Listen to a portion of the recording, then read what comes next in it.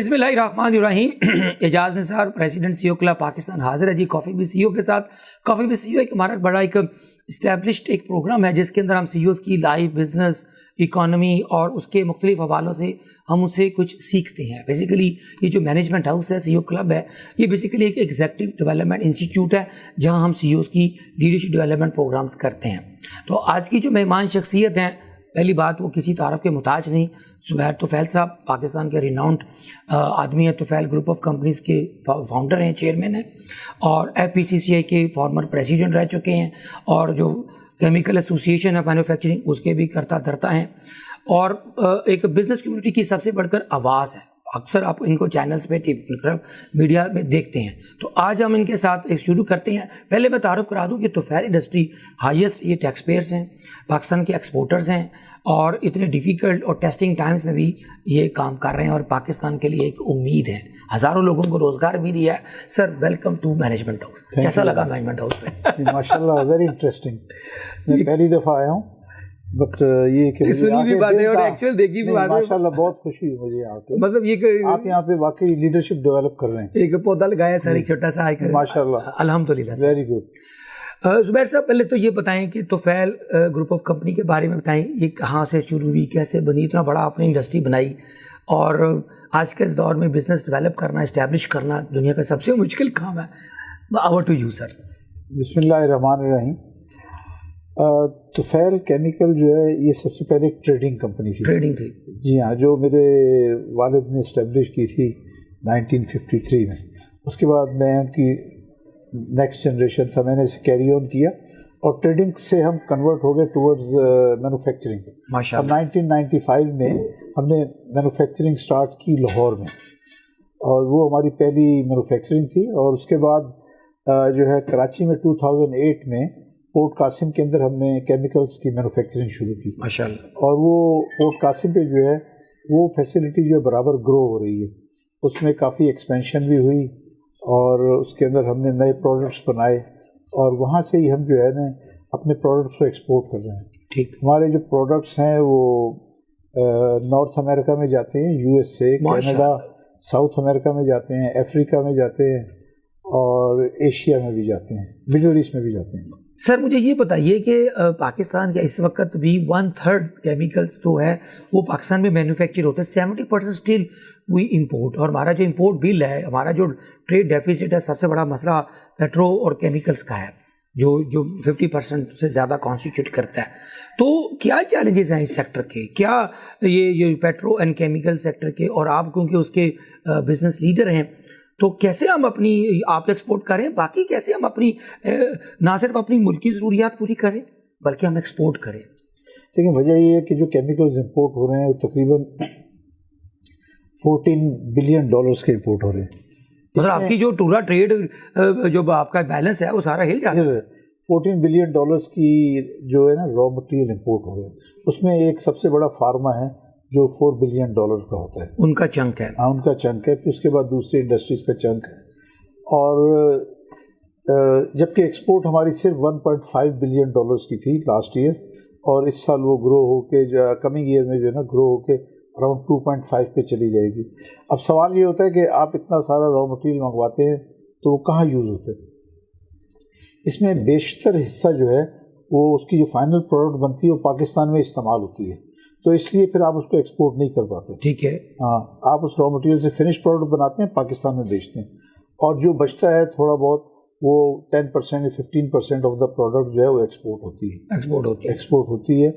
اور مجھے ایسا لگ رہا ہے، اچھا اس وقت یہ جو والیوم ایک دم سے آپ کو نظر آ گیا کہ $8 بلین سے $14 بلین کیوں ہو گیا، اس کی وجہ یہ ہے کہ جب سے یوکرین وار شروع ہوئی ہے، اور اس سے پہلے بھی جو تھا کہ کروڈ آئل کی پرائس بہت بڑھ رہی تھی، وہ بڑھتے بڑھتے $120 تک چلی گئی. ہاں اب کم ہو کے 100 کے قریب آئی ہے.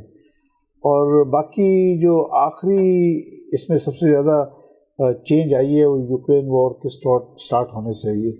وہاں سے فوڈ کی آئٹمز جو ہیں، یوکرین سے گندم ساری دنیا کو ایکسپورٹ ہوتی تھی، وہ رک گئی، اور گندم کی جو پرائس تھی وہ بڑھ کے تقریباً $400 کے قریب چلی گئی. تو اچھا اب یہی اس کیمیکلز کی بھی جو پرائسز ہیں وہ یوکرین وار کے بعد ایک دم سے 50 to 100% بڑھ گئی. تو جو آپ $8 بلین کی منگوا رہے تھے وہ اب $14 بلین میں اس سال آئی ہیں. 30 جون کو جو سال اینڈ ہوا ہے. اب جب وار کی کنڈیشن ختم ہوتی ہے تو اس وقت میں سمجھتا ہوں کہ آہستہ آہستہ دوبارہ یہ سچویشن ریورس ہوگی. یہ جو امپورٹس ہیں اس کے کرنٹ لیول سے نیچے آنا چاہیے. سر ایک زبیر صاحب سے ایک کویشچن کرتے ہیں ریگارڈنگ کہ جو امپورٹ ہے یا ایکسپورٹ ہے اس میں سب سے میجر پارٹ آپ کی ڈالر پر روپی جو پیرٹی ہے. اس وقت جو یسٹرڈے ایک دھماکہ ہوا کہ ڈالر اس وقت ہائیسٹ اپنی تاریخ کے اپنے لیول پہ چلا گیا, 222 اور 222 اینڈ 24 پہ ٹریڈ ہو رہا ہے. تو اس کا کیا امپیکٹ ہے خاص کر وہ لوگ جو امپورٹ بھی کر رہے ہیں اور وہ لوگ جو ایکسپورٹ کر رہے ہیں, کیونکہ ہماری آج بھی جتنا بھی را مٹیریل ہے وہ سارا امپورٹ ہوتا ہے, چاہے ہم کھانے کے ہو, کنسٹرکشن کو, کسی بھی انڈسٹری کو پکڑ لیں. تو اتنی بڑا جو مارکیٹ میں جو ہل ہے تو کیا اس کا امپیکٹ اس وقت امیجیٹ آئے گا اور کیا فیوچر میں کیا اسٹیبلٹی آئے گی یا ایسے ہی یہ uncertainty is the new certainty? Over to you sir. Actually دیکھیں جو ایکسچینج ریٹ ہے یہ اس وقت بہت زیادہ بزنس کو ہرٹ کر رہے ہیں. جی سر. پاکستان کی آپ کو پتہ ہے کہ پاکستان کی امپورٹس جو ہیں اراؤنڈ $74 بلین ہے اور ہماری ایکسپورٹ جو ہے وہ قریب $30 بلین کی ہے. اور اس $30 بلین کے بعد کوئی $32 بلین آپ کو ہوم ریمیٹنس سے آتے ہیں. تو 32 62 بلین ہوئے. پھر بھی آپ کے پاس جو ڈیفیسٹ ہے وہ $12 بلین کا ہے. اور یہ جو کرنٹ ریٹ آف ایکسچینج ہے بہت ہی ڈومیسٹک انڈسٹری کے لیے بہت ہی ڈیفیکلٹ ہے. اس ایکسچینج ریٹ سے کوئی سرٹینٹی نہیں ہے, آپ کو پتہ نہیں ہے آپ کی کاسٹ کیا ہے. اور آپ نے کل 2 دن پہلے جو تھا 215 کا ڈالر تھا, کل 225 تک گیا, پھر 222 پہ بند ہوا اور آج جو ہے وہ 222 سے 232 کا ہو گیا. آج کا میں آپ کو لیٹسٹ بتا رہا ہوں کہ اس وقت ایکسچینج ریٹ 232 کا ہے. اسٹیٹ بینک کوئی انٹرفیئرنس نہیں کر رہا ہے. فری مارکیٹ فری فال ہے. مجھے مطلب یہ ایسا ہی ہو رہا ہے جیسے کبھی ایک دفعہ انڈونیشیا کا روپی فری فال ہوا تھا 2008 میں, اور تو وہی سچویشن اس وقت ہماری بھی ہے. مجھے نہیں پتا کہ اچھا. دوسرا یہ کہ گورنمنٹ نے اسٹیٹ بینک میں کوئی پرماننٹ گورنر نہیں لگایا ہوا ہے. جب تک ایک پرماننٹ گورنر نہیں ہوگا اسٹیٹ بینک کوئی فیصلے نہیں کر سکتا, کوئی فیصلے نہیں کر سکتا. اور اس انسرٹنٹی میں لوکل انڈسٹری کبھی نہیں چل سکتی. وہ آہستہ آہستہ آپ دیکھیے گا. مجھے تو اس بات کا خوف ہے کہ جو ایس ایم ایز ہیں یہ کافی جو ہیں وہ ہٹ ہوں گے اور ان میں سے کئی لوگ بند بھی ہو جائیں گے, ان کا بزنس بند ہو جائے گا. وہ یہ سسٹین نہیں کر سکتے کہ 225 اور 30 روپے کے ڈالر سے اپنی بزنس کو سسٹین نہیں کر سکتے. جی ہاں سر, میں یہی سوال پوچھنا چاہ رہا تھا کہ کسی بھی ملک کی جو ریڑھ کی ہڈی ہوتی ہے اکانومی میں, جسے کہتے ہیں جی انجن آف گروتھ, وہ ہوتے ہیں اسمال اینڈ میڈیم انٹرپرائزز. سر اب وہ جو ہے اسی طرح اس کے ساتھ یہ ہم سوسائٹی کی اینگل دیکھیں تو ہوتا ہے مڈل کلاس. جی وہ جو مڈل کلاس اور ایسے میں پس کے رہ گئے ہیں, اس کے لیے کوئی وے فارورڈ کیا ہے سر؟ کیا ان کے لیے رے آف ہوپ ہے؟ دیکھیے جو کرنٹ سینیریو ہے نا, اس میں جو بالکل لو انکم ہے وہ تو کرش ہو جائیں گے. ان کے لیے سروائیو کرنا بہت مشکل ہوگا. اگر آپ کہیں کہ جو بالکل کم آمدنی والا یا مزدور ہے جس کی تنخواہ 30,000 روپے مہینے کی ہے وہ تو ختم ہو جائے گا.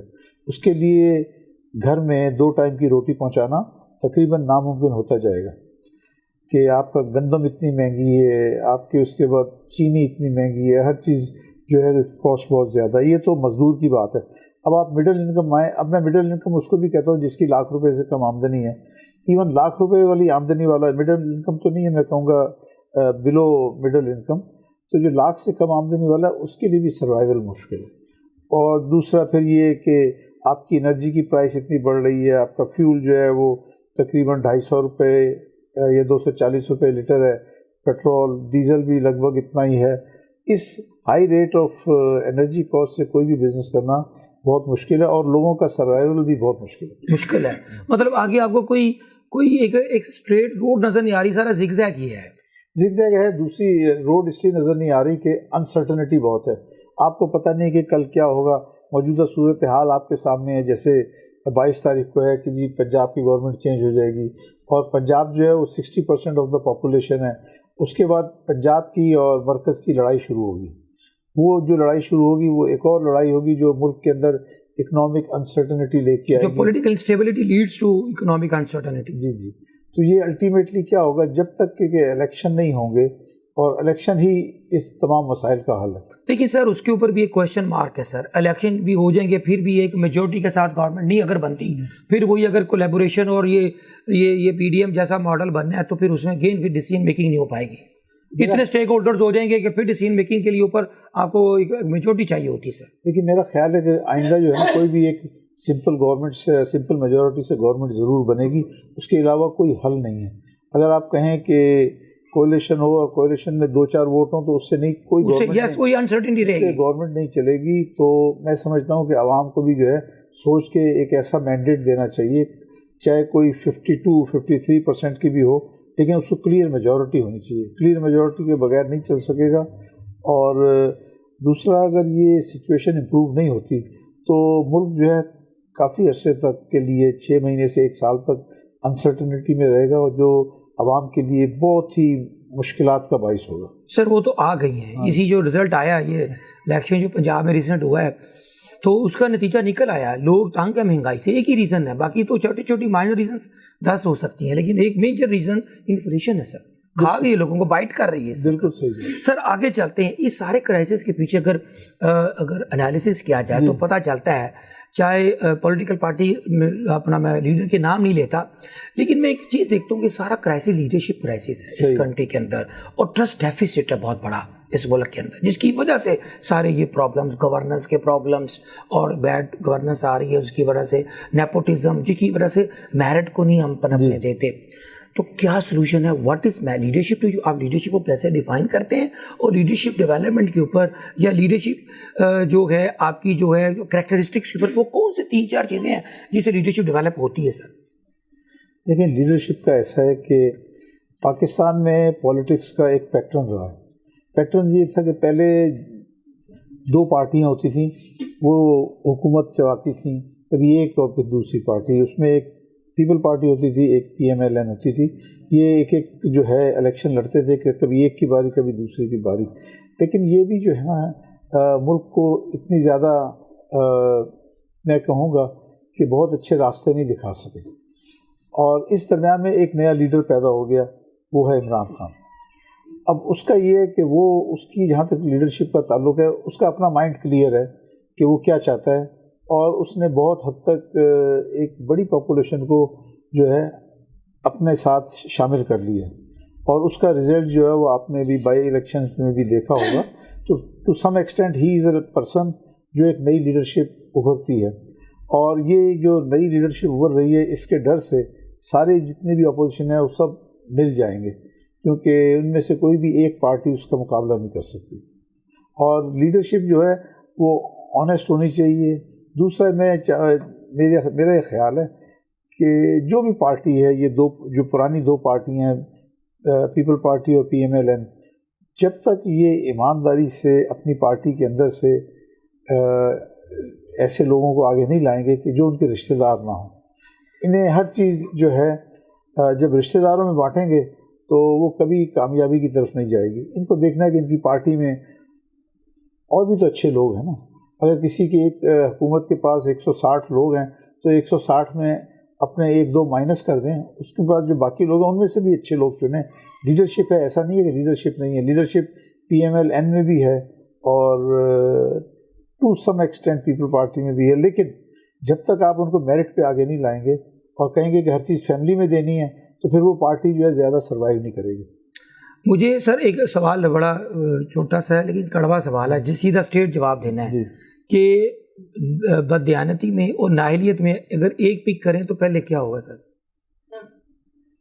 بددیانتی زیادہ ڈیمیج کرتی ہے کنٹری کو یا نااہلیت زیادہ کرتی ہے ڈیمیج کرتی ہے؟ دونوں برابر ڈیمیج کرتے ہیں. نااہلی بھی دیکھیں نا، اگر میں آپ کو نااہلی کا بتاتا ہوں، ایک مثال دیتا ہوں نااہلی کی، کہ آج سے 2 سال پہلے ہمیں گندم کی ضرورت تھی، تو ہم نے گندم جو ہے وہ $200 میں نہیں خریدی اور $280 میں خریدی، تو یہ نااہلی ہے.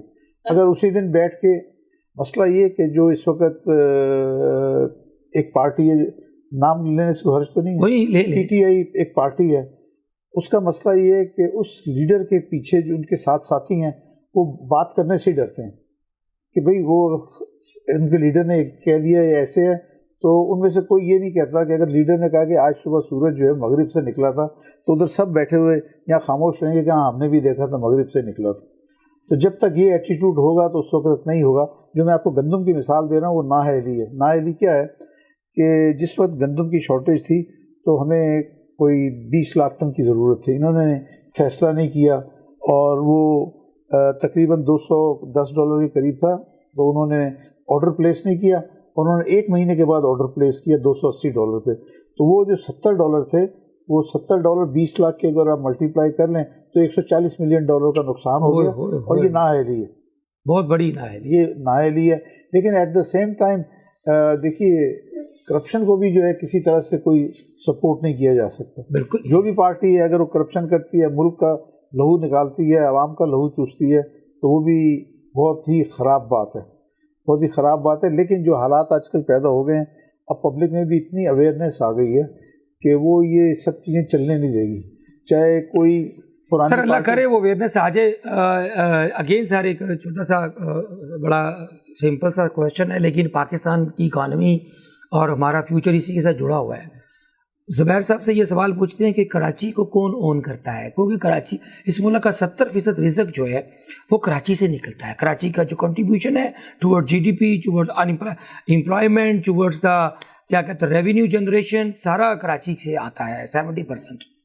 تو آپ کراچی کی بزنس کمیونٹی کو بھی ریپرزینٹ کرتے ہیں سر.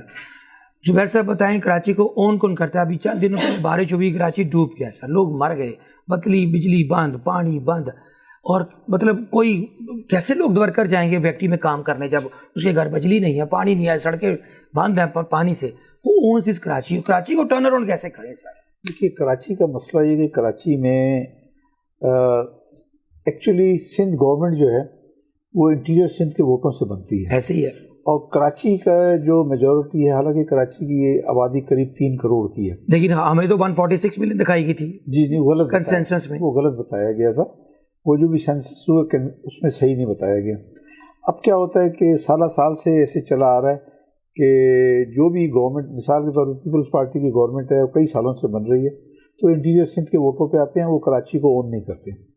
وہ جو ہیں کراچی کا جو برا حال ہوتا ہے اس کو چھوڑ دیتے ہیں. کراچی کے اونرز وہ ہیں, وہ 3 کروڑ لوگ ہیں جو وہاں رہتے ہیں. آپ جب تک وہاں کا لوکل میئر نہیں لائیں گے اس وقت تو کچھ نہیں ہوگا. کراچی کا ایک میئر ہونا چاہیے جو کراچی کی پبلک جو ہے اس کے ڈائریکٹ ووٹوں سے آئے اور اس کو اختیارات دیے جائیں. اب دیکھیے سندھ گورنمنٹ کے اندر جو ریونیو کلیکشن ہوتی ہے, ایک تو فیڈرل گورنمنٹ کی ہوتی ہے, ایک سندھ گورنمنٹ کی ہوتی ہے. وہ سندھ ریونیو بورڈ ہے, ریونیو اتھارٹی ہے, SRB نہیں, سندھ ریونیو بورڈ ہے. سندھ ریونیو بورڈ جو ہے اس کی کلیکشن ہے اباؤٹ 135 بلین روپیز. اب وہ 135 بلین روپیز کہاں لگتے ہیں یہ ہمیں نہیں پتہ. میں بھی کراچی کا رہنے والا ہوں, میں وہاں پہ مطلب کراچی میں پیدا ہوا. I am living there for 70 years. Unfortunately people party جو ہے وہ ان کی گورنمنٹ جو بھی اقدامات کرتی ہے اس میں کراچی کی طرف توجہ نہیں ہوتا, اس کو نگلیکٹ کرتے ہیں. وہاں پہ سیوریج نہیں ہے, وہاں پہ کچرا اٹھانے کے کوئی صورتحال نہیں ہے, بہت برا حال ہے. پھر بارش ہوتی ہے تو بارش اگر کراچی میں 4 انچ بارش ہو جاتی ہے تو وہ مصیبت ڈال دیتی ہے. پچھلے دنوں میں 4 سے 6 انچ بارش ہوئی اور سارے شہر کا جو ہے معاملہ درم برم ہو جاتا ہے, اور اس کے ساتھ ہی پھر بجلی بھی بند ہو جاتی ہے. تو یہ ساری چیزیں ہیں. اون کرنے کا یہ ہے کہ اون تو اس کو ایک ہی ہو سکتا ہے کہ اس کا آپ سٹی میئر لوکل لائیں اور وہ آئے پبلک کے ووٹ سے ڈائریکٹ, وہ اور کسی چیز سے نہیں آئے. اس کے حوالے کریں, اس کو پیسے دیں, یا ایک طے کیا جائے کہ یہ 135 ارب روپے جاتے ہیں, اس میں سے 25% تو کراچی کو دیں نا, کیونکہ سارا کچھ تو کراچی سے ہی آتا ہے. آپ 25% اس کے حوالے کریں, اس کو خرچ کرنے دیں جو بھی ہو. سر حالانکہ ایک وقت میں نعمت اللہ صاحب تھے, بہت اچھے انسان تھے سر, انہوں نے ٹرن اراؤنڈ کیا تھا. آنکھوں کے سامنے آپ کی دیکھا ہوگا, بہت بڑی ایک گڈ ایڈمنسٹریٹر. ان کی جو ڈیولپمنٹ ہوئی تھی کراچی کی, جو انفراسٹرکچر کی, وہ میرے نہیں خیال کسی اور دور میں ہوئی. آپ صحیح کہہ رہے ہیں. نعمت اللہ صاحب نے جو ہے نا کراچی کو بہت ترقی دی, اور انہی کے زمانے میں پہلی دفعہ کراچی میں انڈر پاسز اور بریجز بنے, اور انہوں نے یہ بنا کے سارے شہر میں ایک مثال قائم کی. پھر اس کے بعد آہستہ آہستہ اور انہوں نے بھی بنایا. لیکن وہ ایک ایسے صاف شفاف انسان تھے, اور انہوں نے نہ کسی کو چوری کرنے دی خود تو خیر بہت ہی اچھے انسان تھے، لیکن انہوں نے جو آس پاس لوگ تھے ان کو بھی کچھ چوری کرنے نہیں دی، اور ان کی وجہ سے ڈیولپمنٹ بہت ہوا. سر آگے چلتے ہیں کلوزنگ کی طرف. مجھے یہ بتائیے گا کہ اس وقت جو بھی سی او ہوتا ہے، جو انٹرپرینور ہوتا ہے اس ملک میں، آج بھی ایک جو بچہ پڑھ کے نکلتا ہے یونیورسٹی سے گریجویشن کر کے، he is always seeking a job rather than job creator. یہ جو انٹرپرینورشپ کا جو اسٹارٹ اپ کا جو کلچر ہے، مائنڈ سیٹ ابھی تک چینج ہے. لوگ آج بھی جاب ڈھونڈتے ہیں نہ کہ جابوں کو کریٹ کرتے ہیں. تو انٹرپرینورشپ اس ملک میں کیسے ڈیولپ ہو سکتی ہے؟ کیا وہ آپ کے اندر وہ ایک میٹیریل ہے جسے ایک انٹرپرینور بنتا ہے؟ سر میں سمجھتا ہوں کہ آپ کے ادارہ جو ہے نا، اس جیسے ادارے جو ہیں وہ انٹرپرینور نکال سکتے ہیں، کہ آپ ان لوگوں کو، ینگ لوگوں کو اپنے پاس آئیں، ٹریننگ دیں، اور انہیں کہیں جی آپ جا کے کام کرو، ان کا بزنس ماڈل بنائیں. اور دوسرا اس میں سب سے ایک اور اہم رول ہے وہ اسٹیٹ بینک کا ہے، کہ اسٹیٹ بینک جو ہے کمرشل بینک سے کہے کہ جی آپ نے جو ایس ایم ایز کو اور یوتھ کو جو ہے لون دینے، اور لون میں زیادہ کمپلیکیشن نہیں کریں، سمپل سسٹم بنائیں کہ جی آپ نے ان کو مثال کے طور پہ کسی کو 25 لاکھ روپے دینے ہیں نا، 1-2 آدمی کی شخصی گارنٹی لے کے اس کو دے دیں 25 لاکھ روپے. اور اسی طرح پھر اس سے بڑھ کے 50 لاکھ. اب جو آج کل مہنگائی ہو گئی ہے، اس مہنگائی کی وجہ سے میں سمجھتا ہوں کہ 10 ملین تک یا 1 کروڑ روپے تک جو ہے نا وہ قرضہ ینگ انٹرپرنور کو آسانی سے ملنا چاہیے. لیکن سر اس کے لیے میں ہمیشہ ایک شرط عائد کرتا ہوتا ہوں کہ پیسے دے دیں، لیکن جب تک آپ اسے ٹریننگ نہیں دیں گے، مینٹورشپ نہیں دیں گے، وہ ویسٹ کر دے گا. وہ مینجمنٹ ہاؤس اسی لیے ہے نا، مینجمنٹ ہاؤس جو ہے وہ ینگ لوگوں کو ٹریننگ دے گا، ٹریننگ دے کے بھائی جان آپ نے رسک مینیج کیسے کرنا بزنس کے اندر، کیونکہ رسک ہوتا ہے. صحیح بات، کیونکہ 10 میں سے 9 تو 8 فیل ہو جاتے ہیں، آپ کو پتہ ہی ہے. صحیح بات، ہر بندہ کامیاب نہیں ہوتا، صرف 1 to 10% کا ریشو ہے سکسیس کا. سر زندگی میں مشکل فیصلے ایک بڑا انٹرپرینور، ایک بڑا لیڈر بناتے ہیں. جو مشکل فیصلے ہیں، زبیر صاحب نے زندگی میں کون سے ایسے 2-3 فیصلے کیے، ادھر وہ IPCCI کے پریزیڈنٹ ہونے کے ناطے، یا فاؤنڈر اینڈ چیئرمین آف یہ توفیل گروپ آف انڈسٹری یا کیمیکل کے حوالے سے؟ سر میں آپ کو 2-3 باتیں بتاؤں گا. اس میں سب سے پہلا ہے کہ ٹیکس ریفنڈ. اوکے. 2017 میں جب میں پریزیڈنٹ تھا FPCCI کا، تو اس وقت اسحاق ڈار صاحب جو تھے وہ فائنانس منسٹر تھے. ٹھیک ہے. میں ان کے پاس گیا، میں نے کہا جی دیکھیں، ایک تو آپ نے لوگوں کے ریفنڈ روکے ہوئے ہیں، وہ ریفنڈ ادا کریں، نمبر 1. نمبر 2، جو آپ نے ریفنڈ ادا کرنا ہے نا، کوئی سسٹم سے بنا دیں کہ پیسے آٹومیٹک ان کے اکاؤنٹ میں جائیں، بجائے اس کے کہ کوئی سٹاف ہے، وہ سٹاف جو ہے وہ جو ان کا سسٹم بنا ہوا ہے، آپ ریفنڈ دے رہے ہیں، اتنے % انہیں پے کریں تو ہوگا. تو میں ان کو بہت اپریشیٹ کرتا ہوں. یہ بات ہے اگست کے ارلی ڈیز کی، 1 یا 2 اگست تھی. تو مجھے کہنا کیسے ہو سکتا ہے؟ میں نے کہا ان کے سب کے بینک اکاؤنٹ ہمارے پاس ہیں، آپ کے پاس ہیں، FBR میں. ان لوگوں کے یہ جو ریفنڈ ہے نا، ان کے اکاؤنٹ میں بھیج دیں. اور تو پھر انہوں نے اسٹیٹ بینک سے بات کی، پھر انہوں نے اسٹیٹ بینک کے گورنر کو بلایا، جو بھی گورنر تھے اس وقت. تو انہوں نے کہا ٹھیک ہے، 104 ارب روپے ہیں، میں 25 ارب روپے پر منتھ دوں گا. تو اس میں انہوں نے کہا کہ مجھے کہیں گے زبیر صاحب ایسا کریں، 14 اگست، پھر کہیں گے نہیں 14 کو چھٹی ہوتی ہے، 13 اگست کو آپ FBR میں آ جائیں، گورنر اسٹیٹ بینک بھی آئے گا اور FBR چیئرمین بھی آئے گا، تو یہاں پہ آپ سے کلک کروائیں گے اور سب کو پیسے جائیں گے. تو 24 ارب روپے وہ انہوں نے اس کے اسی دن ٹرانزیکشن، اسی دن سب کے ٹرانزیکشن، وہ سامنے ہم اسکرین پہ دیکھ رہے تھے کہ تیزی سے جو ہے کمپیوٹر موو کر رہا ہے، اور 24 ارب روپے ایک آدمی کے سب لوگوں کے اس میں اکاؤنٹس میں گئے. اور پھر اگلے سپتمبر، اکتوبر، نومبر، دسمبر چلتے رہے، اسی طرح 104 ارب روپے سارے ادا ہو گئے. واو. اور یہ میں مطلب جن کے اکاؤنٹوں میں پیسے گئے، انہوں نے کبھی چائے بھی پلائی آپ کو؟ کوئی اپریشیٹ کیا اتنا بڑا ان کے پھنسے ہوئے پیسے مل گئے؟ دوسری بات مجھے نہیں پتا کہ آپ کے پروگرام میں کہنا چاہیے یا نہیں کہنا چاہیے، وہ یہ ہے کہ یہ جو سارے ریفنڈز ہیں نا سر، یہ PTV نہیں ہے بھائی، یہ سارے ریفنڈ جو ہے نا، یہ سسٹم وہاں سے جب باہر تب نکلتے تھے کہ آپ ان کو پیسے پے کرتے تھے. ایک وہاں پہ ہر وقت ہر سال میں کوئی نہ کوئی کچھ طے ہوتا تھا، اتنے % ہمیں دو، باقی لے جاؤ. تو وہ جب ان لوگوں نے مجھے بہت برا بھلا کہا کہ جو میں نے ان کے کروڑوں یا اربوں روپے کی جو ان کی پاکٹ منی جاتی تھی وہ ضائع ہو گئی. جی ظلم کیا آپ نے لوگوں پہ روک دیا آپ کو. نہیں لیکن یہ ہمارے ملک نہیں سر, نیشنل اکانومی کے لیے اور انٹرپرینورشپ کی ان کی موٹیویشن کے لیے بہت ضروری تھا سر. سر مجھے بتائیں کہ stress is a fact of life, اور آج کل کی ہائیلی ایک ڈیفیکلٹ اینڈ جسے کہتے ہیں کہ ٹیسٹنگ ٹائم میں سے گزر رہے ہیں اور انسرٹنٹی آپ میں سے گزر رہے ہیں. تو سر اس میں اسٹریس ایک بزنس مین کے اوپر ہائیسٹ ہے, جس نے کوئی 500 لوگ رکھے ہوئے ہیں, کسی کے 1000 امپلائیز ہیں, ان کو اگر سیلری جانی ہے, اگر ون فائن مارننگ ان کو ایک لے آف کر دے تو کتنا بڑا اسٹریس ہے. بہت بری بات ہے. بہت سر مجھے یہ بتائیے کہ اسٹریس کو کیسے مینیج آپ کیسے کرتے ہیں, اور اپنے ینگ بچوں کو یا انٹرپرینورس کو کیسے گائیڈ کریں گے کہ what are the coping strategies of stress. Generally stress جو ہے نا وہ عام طور سے مینیج ہو جاتا ہے, لیکن جو آج کرنٹ 4-8 ویکس کا اسٹریس ہے نا یہ بہت خطرناک ہے. یہ اس کا اسٹریس لیول اتنا زیادہ ہے کہ میں آپ کو ایک بات کہوں کہ کوئی نہ کوئی بزنس مین جو ہے نا ہارٹ فیل ہو جائے گا اس کا, جو آج کرنٹ ہے. 2 باتیں ہیں, وہ اس کا اسٹریس کیسے آتا ہے میں اس کا بتاؤں تو اسٹریس کیسے آئے گا. اسٹریس ایسے آئے گا 5 تاریخ کو یا 3 تاریخ کو اس نے تنخواہ دینی ہوتی ہے, 500 یا 1000 آدمی کی تنخواہ دینی ہے, نمبر 1. اس کے بعد دوسرا ہے بجلی یا گیس کا بل دینا ہے. یہ سارے ملا کے اتنے کروڑ بنتے ہیں, اور اس کے پاس مینیج نہ ہو رہا ہو تو وہ شرم سے مر جاتا ہے. اور اس کے علاوہ یہ بھی ہوتا ہے کہ اس کو یہ چیز بڑی ہرٹ کرتی ہے کہ یار میرے مزدور جو ہے اس کو میں نے 30,000 دینے ہیں, میں 30,000 نہیں دے پا رہا.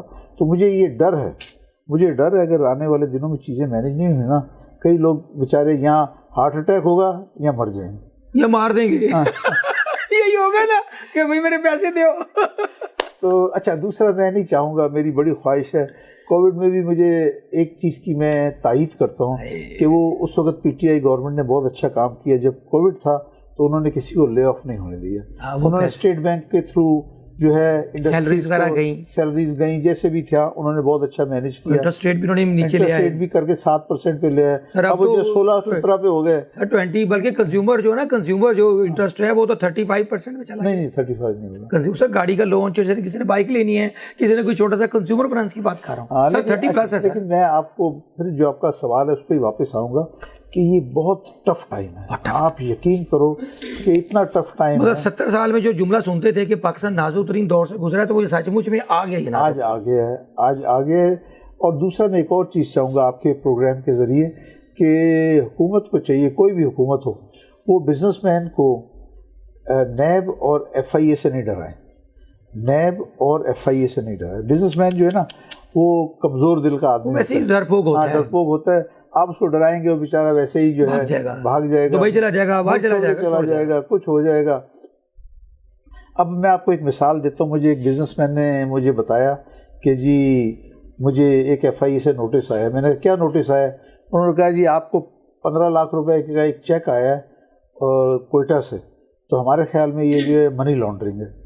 اب وہ بیچارہ ڈر کے مارے جو اس کے ایف آئی اے کے آفس نہیں جاتا. میں نے کہا کیا ہوا؟ اس نے مجھے کہا یہ نوٹس آیا, کیا کروں؟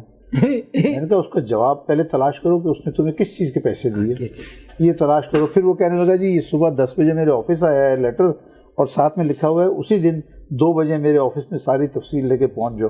میں نے کہا آپ ایسا کرو, سمپل اس کو لیٹر لکھو کہ بھئی یہ آج آیا ہے, میں آپ کو 1 ہفتے کے بعد جواب دوں گا. میں نے کہا اب آپ کو ٹائم مل گیا, اب آپ تلاش کرو کہ یہ کس چیز کی پیمنٹ ہے, جو آپ کو پتہ چل جائے گا پھر بنا کے جواب لکھ کے دے دو, کچھ نہیں ہوگا. تو یہ 2 ادارے ہیں جن سے کہ بزنس مین بہت ڈرتا ہے. ایک نیب نمبر 1, نمبر 2 جو ہے ایف آئی اے. اچھا نیب کا کسی حد تک کم ہو گیا ہے کہ نیب نے اس بات پہ ایگری کر لیا ہے کہ بزنس مین کو انکم ٹیکس, سیل ٹیکس اور ایکسائز کے لیے اب وہ نہیں کرے گا. اور اس کو بھی ہٹوانے میں نا میرا بہت اہم رول ہے. میں چیئرمین نیب کے پاس گیا, میں پرائم منسٹر عمران خان صاحب کے پاس گیا. میں نے کہا یہ کیا ہے کہ مطلب بزنس کمیونٹی کو آپ ڈرا دیں گے تو کیا کریں گے پھر, آپ کام کیسے کریں گے؟ لیکن میں اس میں اپریشیٹ کرتا ہوں کہ انہوں نے سنا, خان صاحب نے بات سنی, اور انہوں نے کہا کہ انہوں نے لا منسٹر سے کہا, فروغ نسیم صاحب تھے, کہ بھئی یہ مسائل کا حل تلاش کرو. تو وہ کہنے جی صحیح کہہ رہے ہیں, بزنس مین کو نہیں بلانا چاہیے کیونکہ یہ سب ایف بی آر لاز میں آتا ہے. پھر اس کے بعد انہوں نے میری میٹنگ ارینج کرائی نیکسٹ ڈے, نہیں چیئرمین نیب سے. اوکے, میں ان کے پاس گیا, انہوں نے ساری بات سنی, اور ایک بات اچھی تھی کہ انہوں نے اس بات کو ایگری کیا کیونکہ وہ خود سپریم کورٹ کے جج رہے ہوئے تھے. تو انہوں نے کہا ہاں یار آپ صحیح کہہ رہے ہو کہ یہ نیب لاز جو ہے, نیب اس کو انکم ٹیکس اور سیل ٹیکس کو نہیں ٹچ کرنا چاہیے. پھر انہوں نے اسی دن نوٹیفیکیشن نکال کے سب نیب آفیسز میں دیا کہ بھئی بزنس مین کو آپ سیل ٹیکس, انکم ٹیکس اور ایکسائز کے لیے نہیں بلائیں گے, اور معاملہ پھر ختم ہو گیا. 2 سال پہلے کی بات. سر غصہ آتا ہے آپ کے چہرے پہ ہر وقت مسکراہٹ رہتی ہے, اس کا کیا راز ہے؟ اتنی ٹیسٹنگ ٹائمس میں سے بھی گزر رہے ہیں, آپ کہہ رہے ہیں کہ لوگ اتنے رونے سے بھی زیادہ اگلی اسٹیج پہ چلے گئے ہیں, تو یہ چہرے پہ مسکراہٹ جو ہے زبیر صاحب کی کیا راز ہے؟ دیکھیں غصہ آتا ہے لیکن کم آتا ہے. کیسے نکالتے ہیں, کیا اس کا کوئی کیتھارسس کیا کیسے کرتے ہیں؟ نہیں, غصہ ایسا نہیں کہ نہیں آتا, کبھی کبھار آ بھی جاتا ہے لیکن جنرلی بہت کم آتا ہے. کم آتا ہے جنرلی کم آتا ہے. چیلنجز ہوتے ہیں تو اس کو میں آرام سے نا سوچ کے اس کا حل تلاش کرتا ہوں. بجائے زیادہ غصہ کرنے سے بھی کوئی فائدہ نہیں ہے. آپ حل تلاش کریں جو بھی ہو سکتا ہے. اور صرف اس وقت جو ہے نا میں آپ سے جو کہوں شیئر کروں گا وہ یہ ہے, مثال کے طور پہ یہ جو 2 دن میں 215 سے 232 یہ تو خیر یہ ایسا تو بلڈ بات ہے سر, بلڈ باتنگ ہوئی ہے. یہ ایسا ہے کہ یہ بزنس مین کے لیے بہت ٹف اور چیلنجنگ ہے. سروائیول نہیں ہو سکتا یار کیسے کریں گے, کیا کریں گے. اچھا پھر اس میں ہوتا کیا ہے, کافی بزنس مین ایسے ہوتے ہیں جو اس کو اپنا ذاتی عزت کا مسئلہ سمجھتے ہیں کہ یار اگر میں یہاں فیل ہوا یا میرا بزنس فیل ہوا تو میری عزت ختم ہو جائے گی جو اس نے 30-35 سال میں بنائی ہوتی ہے. تو ہاں, تو وہ اس لحاظ سے آج بہت چیلنجنگ ٹائم ہے, اور میری دعا ہے کہ ملک میں ایسی صورتحال پیدا ہو. کل پریزیڈنٹ صاحب آئے تھے, ان سے کہنا تھا سر یہ کیا کیا آپ لوگوں نے؟ انہوں نے کہا کہ جی وہ تو ہمیں کہانی سنا کے چلے گئے کہ جی میں اس پولیٹیکل پارٹی سے کہوں گا کہ ایک دوسرے کے ساتھ مل کے بیٹھیں, یہ کریں بیٹھیں. بہرحال کیا ہوتا ہے یہ اللہ بہتر جانتا ہے. سر آگے کامیابی ویسے generally speaking what is the success, recipe of success to Zubair Tufail? وہ یہ ہے کہ کوئی مشکل بھی آئے نا تو اسے آرام سے برداشت کریں. ہاں آرام سے برداشت کریں. کوئی کیسے آرام سے برداشت کریں؟ کوئی تھپڑ مارے تو اگلا گال آگے کر دیں یا اس کا ہاتھ پکڑیں؟ اس کا ہاتھ سے روکے اس کو کہ دوسرا نہ مار سکے. ایک دفعہ مار لیا دوبارہ نہ مار سکے, آگے کر دیں یا اس کو بس بڑی ہو گئی ہے. نہیں ایسا نہیں ہے, لیکن یہ ہے کہ کوشش کرے کہ جی دیکھیں آج کل تھوڑا خراب ٹائم ہے. اور دوسرا مجھے سب سے زیادہ نظر آتا ہے نا کہ جو آپ کی ورک فورس میں 25 لاکھ لوگ ہر سال ایڈ ہو رہے ہیں, اس کا آگے جاب نہیں پیدا, جاب لیسنس ہے. یہ بڑا ہے.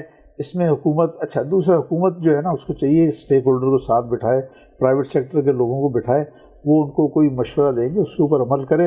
اور دوسرا ہر چیز میں سیاست نہیں کریں کہ یار یہ میرا رشتہ دار ہے اس کو لگا دو, اس کو لگا دو, ادھر لگا دو. میرٹ, ہاں میرٹ پہ اوپر کام کریں.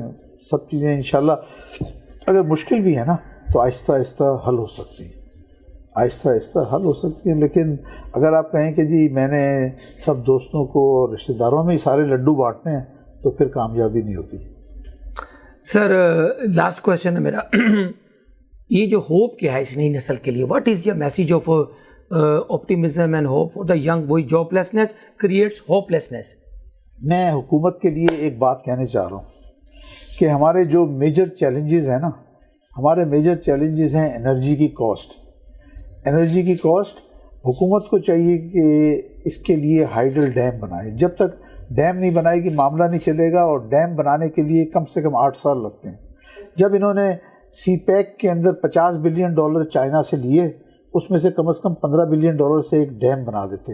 ایک ڈیم بنانے میں آج 14-15 بلین ڈالر لگتے ہیں, اور اس سے 5000 میگا واٹ بجلی پیدا ہوتی ہے جس کی قیمت لاگت آج $3 یونٹ ہے.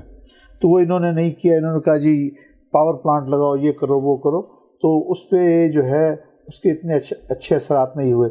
ایک کسی بھی طرح سے آج بھی کسی سے قرضہ مانگیں, چین سے مانگیں, کسی سے بھی مانگیں, آپ ہائیڈل ڈیم بنائیں. جب تک ڈیم نہیں بنائیں گے 10,000 میگا واٹ کے آپ کا مسئلہ حل نہیں ہوگا. آپ کی ہائی انرجی کاسٹ سے آپ ایکسپورٹ نہیں کر سکتے. دوسرا ہے ایگریکلچر. آپ اپنے فارمر کو اتنا سپورٹ کریں کہ یہی فارمر جو ہے نا, آپ کی گندم کی جتنی شارٹیج ہے آج 3 ملین ٹن کی شارٹیج ہے. فارمر کے لیے اتنا مشکل نہیں ہے, آپ اس کو تھوڑا سا سپورٹ دیں, وہ 27 ملین سے نا 30 ملین پہ پروڈکشن لا سکتا ہے. اور اس میں نہ مشینری کی ضرورت ہے, کسی چیز کی ضرورت نہیں ہے.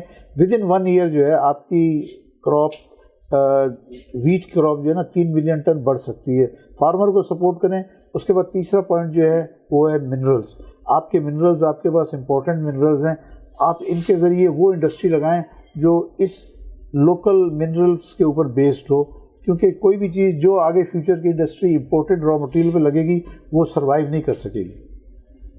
بالکل سر بچوں کے لیے میسیج کیا کہ بچے کیا کریں، یہ تو آپ نے جنرل گورنمنٹ کو بتا دیے ریکمنڈیشنس، ایک نئی نسل کا بچہ جو ینگ بچہ پڑھ کے وہ کون سی سکلز ڈیولپ کرے کہ وہ روزگار بچہ لا جائے، ان میں انڈسٹری تو لگ نہیں رہی۔ دیکھیے میں آپ سے کروں، وہ آئی ٹی سیکٹر میں جائیں۔ اوکے، آپ دیکھیں کہ آج ای کامرس اور اس میں دیکھیں، میں فلپینس کا کل چیک کر رہا تھا، فلپینس کی آئی ٹی کی ایکسپورٹ ہے $50 بلین، اور فلپینس کی آبادی ہے پاکستان سے آدھی، تقریباً 11 کروڑ کی آبادی ہے، 50 بلین ان کا آئی ٹی کی ایکسپورٹ ہے، اور 40 بلین ان کی فورن ریمیٹنس ہے، تو 90 بلین تو وہ یہیں سے لے آتے ہیں۔ اسی طرح ہمارا اور انڈیا کا جو کیا کہنا چاہیے یوتھ سکل ہے وہ قریب ایک جیسے ہیں، بلکہ ہمارے یہاں کے جو بچے ہیں ان کا انگلش پروناؤنسیشن وغیرہ ان سے بھی اچھی ہے، انڈین سے بہتر ہے، خاص طور پہ ساؤتھ انڈین سے نا۔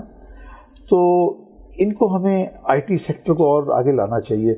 آئی ٹی سیکٹر ایسا ہے کہ ابھی ہماری ایکسپورٹ $3 بلین کی ہے، انڈیا کی جو ہے وہ $120 بلین کی ہے، 120 بلین، تو ہمارا ان کا بہت بڑا گیپ ہے، اور یہ $3 بلین کو 6 بلین کرنا ناممکن نہیں ہے، لیکن ان کو فل سپورٹ ہونی چاہیے گورنمنٹ کی۔ یہ زیادہ نہ مشینری کے پیسے مانگتے ہیں، نہ کچھ مانگتے ہیں، خالی ایک مورل سپورٹ دی جائے اور بینک ان کو تھوڑا سا پش کرے، ان کو کوئی پیسے ویسے نہیں چاہیے، اور یہ لوگ جو ہیں وداؤٹ بگ انویسٹمنٹ آپ کی فارن ایکسچینج کے اندر فیو بلین ڈالرز 2 سال 3 سال میں لا سکتے ہیں، ہو سکتا ہے سارا ٹرن اراؤنڈ ہو سکتا ہے۔ بالکل ہو سکتا ہے۔ تھینک یو ویری مچ زبیر صاحب، آپ کا بہت شکریہ۔ زبیر صاحب سے جو آج کا ٹیک اوے ہے، جو ہم نے سیکھا ہے، جو 3-4 چیزیں کہ اگر آپ نے زندگی میں کامیاب ہونا ہے تو اس کا سب سے بڑا حال یہ ہے کہ آپ کے اندر سب سے پازیٹیو جو نیت ہے آپ کی وہ ٹھیک ہونی چاہیے، کیونکہ بدنیتی کو کبھی بھی، ہمارے استاد کہا کرتے تھے واصف علی واصف صاحب، کہ پھل درختوں پہ نہیں نیتوں پہ لگتا ہے۔ صحیح بات۔ قومیں ہوں یا چاہے افراد ہوں، ادارے ہوں، جس کی انٹینشنز ٹھیک ہیں ان کو اللہ تعالیٰ نوازتا ہے۔ سیکنڈ جو ہے وہ کمپیٹنس، قابلیت کے بغیر کبھی کوئی قوم ترقی نہیں کرتی، تو اپنے اندر سفارش کلچر یا ادھر سے جی قابلیت سے بڑی سفارش کوئی نہیں ہوتی سر، صحیح بات، کیونکہ ضرورت ہے لوگوں کو، لوگ اچھے لوگ ملتے نہیں کام کے، اور اگر ملتے ہیں تو پھر بھروسے کے نہیں ملتے۔ اور تیسری چیز جو ہمیں اسے ٹرسٹ ڈیولپ کرنا ہے اس کام کے اندر، جو کہ لاسٹ ہو چکا ہے کسی بھی لیول پہ، اور لاسٹ آخری چیز وہ لیڈرشپ ڈیولپمنٹ۔ ہمیں اپنے طور پہ اپنے ینگسٹرز کو ان پہ اعتماد کر کے، اسٹیٹ بینک کو چاہیے گورنمنٹ کو ان کو فائنانسنگ کریں، اور ادارے جیسے مینجمنٹ ہاؤس جیسے اور بھی IBA لامس، ان کا فرض ہے کہ ان کو ٹرین کریں تاکہ یہ جابس کریٹ کریں اور انڈسٹریلائزیشن کی طرف جائیں۔ اس کے علاوہ کوئی حل نہیں ہے انڈسٹریلائزیشن کے علاوہ، کہ اس اتنی بڑی جو 25 لاکھ بچہ جو نئی ورک فورس میں شامل ہوتا ہے، ہارڈلی 2 لاکھ جابس نہیں ہے مارکیٹ میں، اور 23 لاکھ بے روزگاروں کی فوج وہ کہاں جائے گی؟ یہ ایک سوالیہ نشان ہے جس کو ہم نے حل کرنا ہے۔ زبیر صاحب نے آخر میں ریکمنڈیشنز دی انرجی کے حوالے سے، پانی کے ڈیمز کے حوالے سے، اور ہماری اگر دوسری جو IT کے حوالے سے، تو اس کو اگر ہم اس کو فالو کر لیں تو کہتے ہیں اقبال ذرا نم ہو تو یہ مٹی بڑی زرخیز ہے ساقی۔ اس سیشن کو CO Today TV پہ جہاں نثار زبیر صاحب کے پیج پہ دیکھ کے اپنا فیڈ بیک دیجیے گا۔ ہم ان سے کراچی میں پھر انشاءاللہ اس کا ایک سیکنڈ سیکوئل سیشن کریں گے۔ اجازت دیں اجازت نثار کو، اللہ حافظ۔